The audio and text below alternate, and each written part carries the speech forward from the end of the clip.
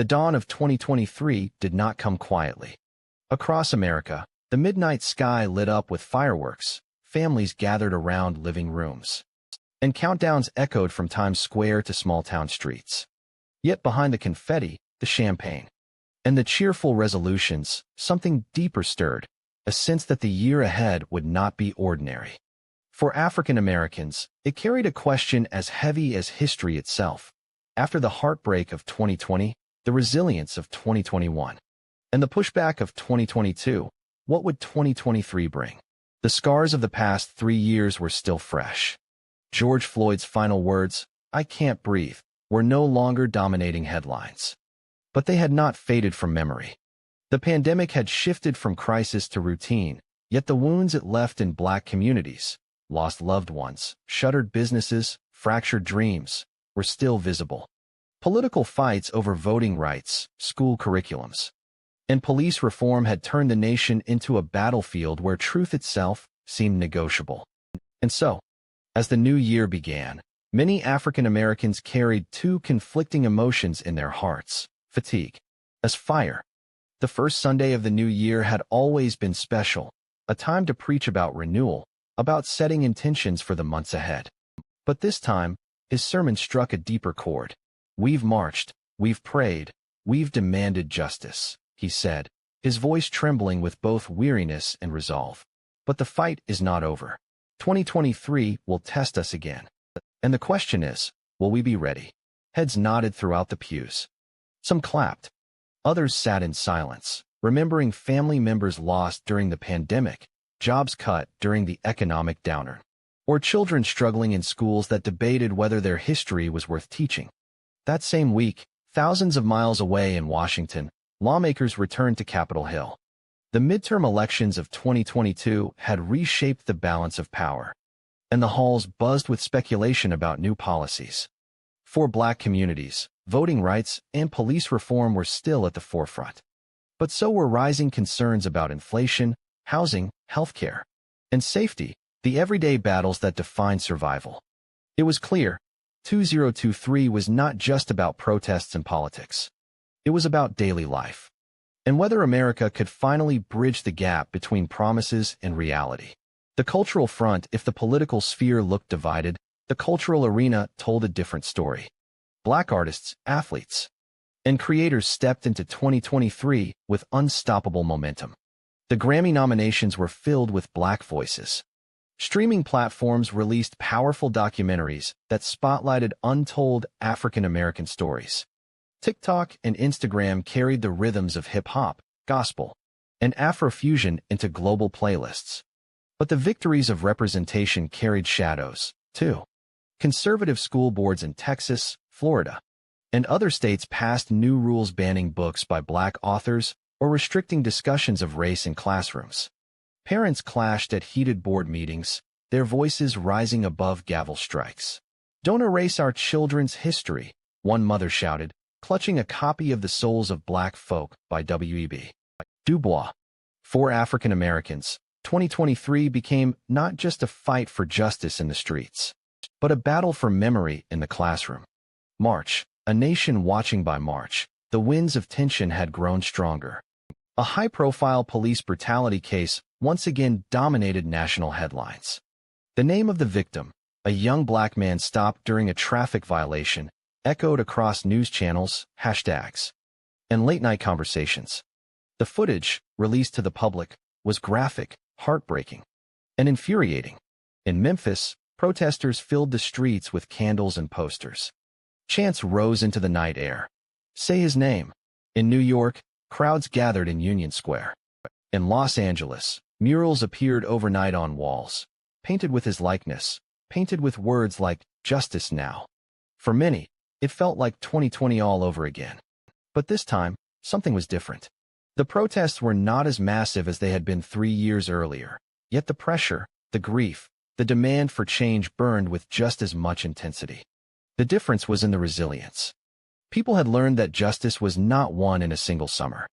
It required years, decades, even lifetimes of resistance. And so, 2023 continued with the fire of grief fueling the engines of hope. 2023. Hope on trial. The dawn of 2023 did not arrive with fireworks of certainty, but with the lingering smoke of battles left unresolved. America stood at a crossroads, its people asking the same questions that had haunted them since 2020. Would justice finally take root? Would promises turn into reality? Or would the nation once again retreat into old shadows? For African Americans, the year began with a cautious balance between pride and unease. The victories of 2022, the art, the voices, the triumphs on the world stage, had proven that Black culture was unstoppable. But the structures of inequality remained stubborn. The new year brought both celebration and challenge. In January, the nation observed Martin Luther King Jr. Day with more intensity than usual. Across the country, crowds gathered not only to honor Dr. King's dream, but to demand its survival. In Atlanta, his hometown, thousands marched through the streets carrying banners that read, "The dream is alive, but under threat." In Washington, church choirs sang freedom songs outside the Lincoln Memorial, their voices echoing against the cold winter air. On social media, young activists turned King's words into rallying cries for their generation, reminding America that the fight he began was far from over. But as the nation honored the past, the present pushed back. By February, political storms were already rising. Several states advanced new restrictions on voting access, thinly disguised as measures for security and integrity. For African American communities, it was an old story with new packaging. Lines at polling places stretched for hours in predominantly Black neighborhoods. ID requirements shut out working-class voters who lacked the time or resources to navigate bureaucracy. To many, it felt like history repeating itself, a reminder that rights once won could never be taken for granted. At the same time, the cultural battlefield widened. The debates over education, simmering in 2022, exploded in early 2023. School board meetings across America turned into arenas of shouting, tears, and anger. In some states, new laws restricted lessons about systemic racism, slavery, and segregation. Books by Black authors disappeared from libraries.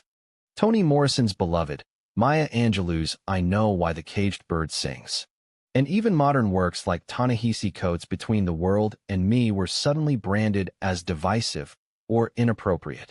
For Black families, the impact was personal. Parents watched their children come home with history textbooks that skipped over the brutality of slavery or glossed over the civil rights movement. Some students whispered to their parents, confused, asking, "Why doesn't the book say what you told me?"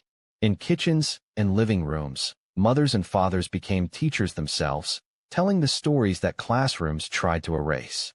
One Atlanta mother told a reporter, "If they take our stories out of the schools, we will write them into our children's hearts." By March, another flashpoint arrived, the justice system. A police killing in the Midwest, caught on a body camera, spread across social media like wildfire. The footage reopened wounds that had barely healed from years before. Crowds filled the streets again, though smaller than in 2020, carrying signs with the familiar cry, "No justice, no peace." Some said the protests felt like déjà vu, a cycle America seemed unable to break. And yet, in the midst of anger, resilience burned. In Black churches, sermons rang with both grief and determination. Pastors reminded congregations that faith was not passive but active, a force to carry people through despair into action. In local communities, organizers built food drives, tutoring programs, and youth centers, determined to create change where politics failed. Music carried the message too. Hip-hop artists released tracks that blended the pain of the moment with visions of strength. Gospel choirs sang louder, their harmonies a reminder that even in the darkest seasons, hope could not be silenced. On TikTok and Instagram, young voices sparked debates and spread knowledge in 60-second bursts, proving that activism had found new battlegrounds in the digital age.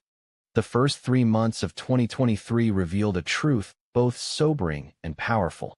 The struggle was not behind America. It was still here, still present, still alive. For African Americans, progress was visible. But so was the pushback. The year had barely begun, and already the battle lines were drawn. Because history does not move in straight lines. It twists, it turns, it circles back on itself. And in 2023, Black America was once again at the center of that struggle, weary, wounded, but unbroken. 9:42 a.m., August 23, 2025. Siam Nasir, 2023. The heat of spring and summer as winter gave way to spring, the air across America carried a strange tension, as if the country itself was holding its breath. April did not bring peace. Instead, it delivered more battles, more reckonings, and more proof that the struggle for equality was far from settled. In April, the classroom wars reached the national stage. A viral video from a Florida school board meeting showed a Black high school student standing at the microphone, holding a copy of The Bluest Eye by Toni Morrison. Her voice trembled, but her words cut sharp as steel. If you ban our books, you ban our voices. And if you ban our voices, you ban our future. The clip spread across TikTok and Twitter, sparking nationwide debate. Some praised her courage. Others accused her of politicizing education. But for many African Americans, the video became a symbol of generational defiance, a reminder that even teenagers would not allow their stories to be erased. That same month, sports became another battlefield. The NBA playoffs were in full swing, and Black athletes used their platforms not just for highlights and statistics, and for statements. Jerseys bore messages of unity. Post-game interviews turned into calls for justice. One star athlete declared, "Basketball is what I play, but justice is what I fight for." His words rippled far beyond the court, proving again that Black voices in sports carried more than entertainment. They carried power. But justice is what I fight for. His words rippled far beyond the court, proving again that Black voices in sports carried more than entertainment. They carried power.